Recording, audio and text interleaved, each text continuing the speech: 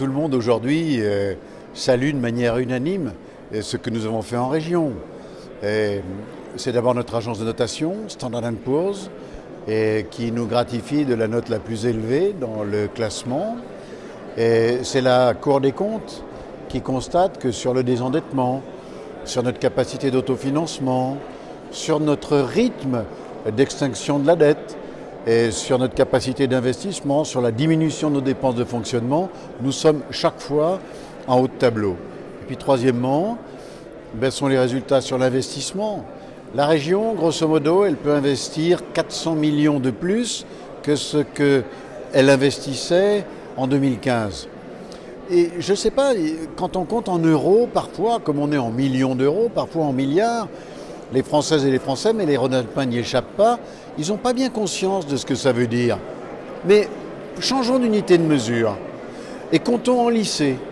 La région, elle peut construire 8 nouveaux lycées par an sans s'endetter, voire même en continuant son désendettement.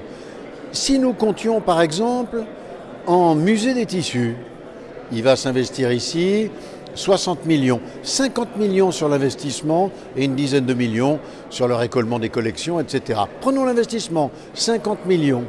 La région, elle peut autofinancer tout en se désendettant, tout en maintenant des impôts faibles, 8 musées des tissus par an. Alors la région, on la voit partout.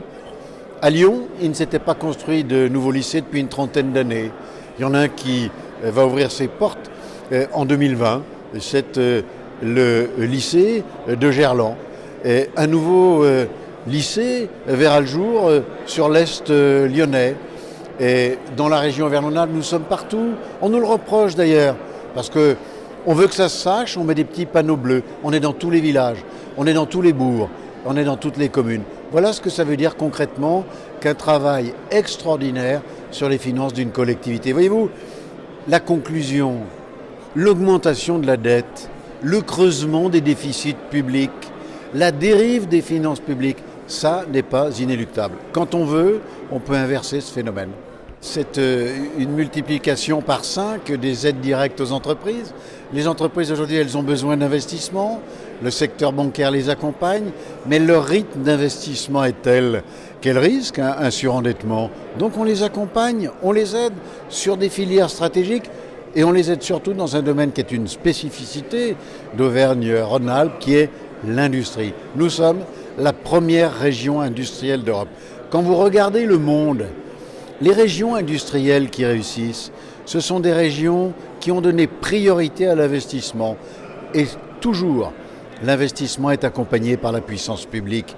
C'est ce que nous faisons ici en Auvergne-Rhône-Alpes.